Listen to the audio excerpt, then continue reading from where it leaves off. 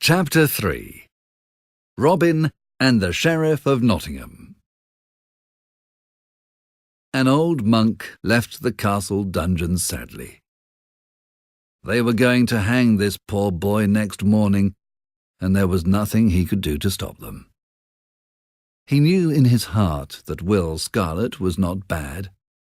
Will was telling the truth when he said that the captain's death had been an accident. As he was walking home, a man dressed in green stopped him. "If you are looking for money, then I am the wrong person," said the monk. "Do not worry. I do not want to harm you. I wish only to know if you have any news of the prisoner in Nottingham Castle," explained Robin Hood kindly. "Ah, yes. There will be a public hanging in Nottingham Market Square at dawn tomorrow," said the old monk sadly. "I have promised the poor boy that I will be there at the gallows with him tomorrow, to give him what little comfort I can," he continued. As the monk was speaking, Robin started to think of a plan to save his cousin. Meanwhile, Alan was speaking to the Sheriff of Nottingham. The sheriff was not happy that the young man still wanted to marry his daughter. "When I left for the war, we agreed that I could marry your daughter if I became a rich man, sir," began Alan. "Yes, indeed," interrupted the sheriff. "And from what I can see," he said, looking at Alan's clothes dirty from travelling, "you are still a poor man." "No," shouted Alan. "You are wrong, sir. I have made my fortune, and I am now a rich man." "How rich?"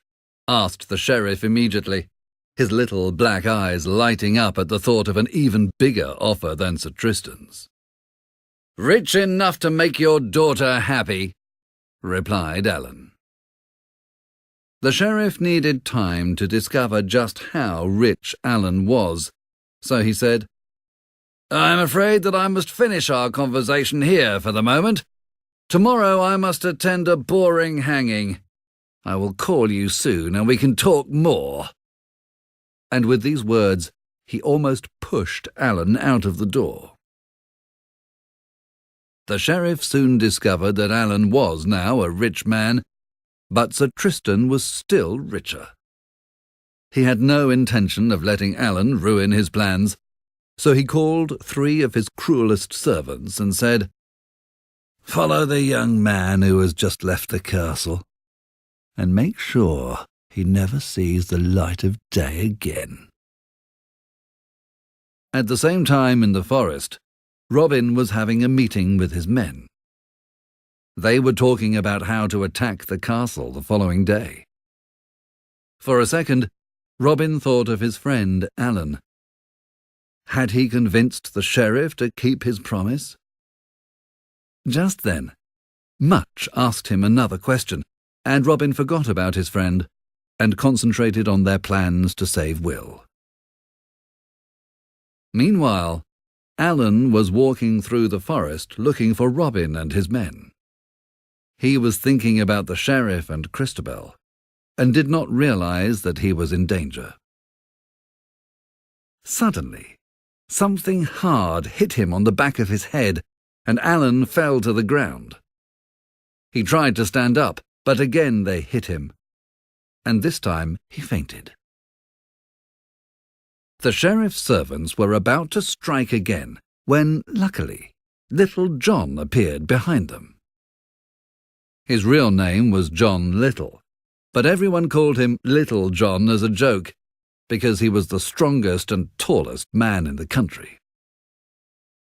Little John lifted all 3 men at once, banged their heads together, then dropped them unconscious on the ground.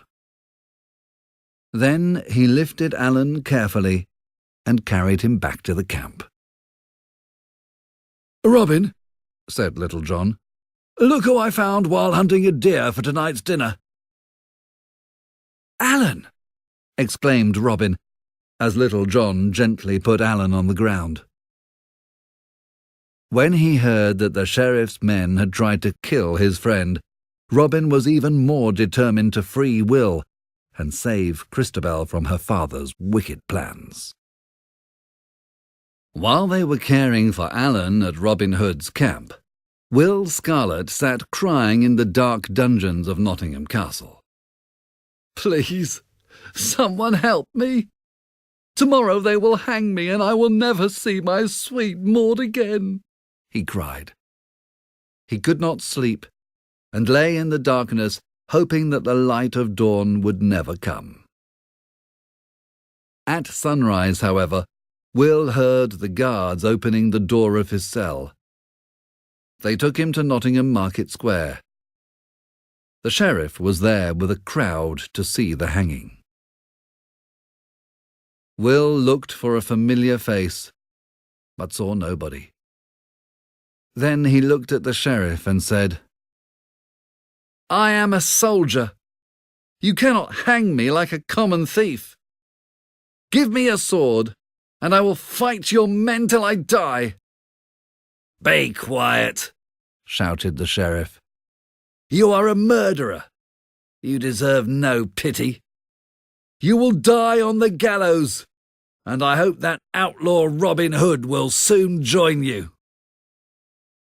The old monk, as promised, was standing nearby. Just as the sheriff ordered the hangman to proceed, the monk spoke.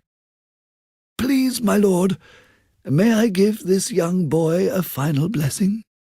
asked the monk. The sheriff was really irritated, but in front of this crowd he could not say no. He ordered his soldiers to step back a little and said impatiently, "Be quick, as I have more important business to do today." The monk whispered in the boy's ear, "Do not be afraid, Will. I am here to save you." Will recognized the familiar voice of his cousin Robin Hood and almost jumped for joy. "I'm going to cut your hands free, Will," continued Robin.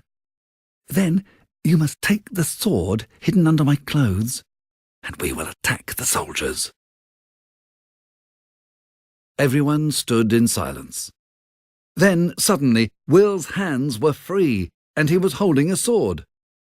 Robin pulled off his disguise and stood ready to fight the soldiers. They were so surprised that they didn't move. "My lord," said Robin to the sheriff, "William Scarlet is one of my men, and I have come to take him home. In exchange, you can find the 3 rogues you sent to kill Alan Clare in my forest." The sheriff shouted in anger, 500 pieces of gold for the person who catches this outlaw Robin Hood!" Before anyone could move, Robin gave 3 blasts of his horn. Suddenly, about 100 of his men surrounded the market square. At this sight, the cowardly sheriff rode as fast as he could back to Nottingham Castle. The villagers and soldiers quickly followed him on foot. Robin and his men laughed and shouted at the sheriff and his soldiers. They chased them through the town back to Nottingham Castle. Then, with Will Scarlet sitting on Little John's shoulders like a trophy, they went back to Sherwood Forest and celebrated all night.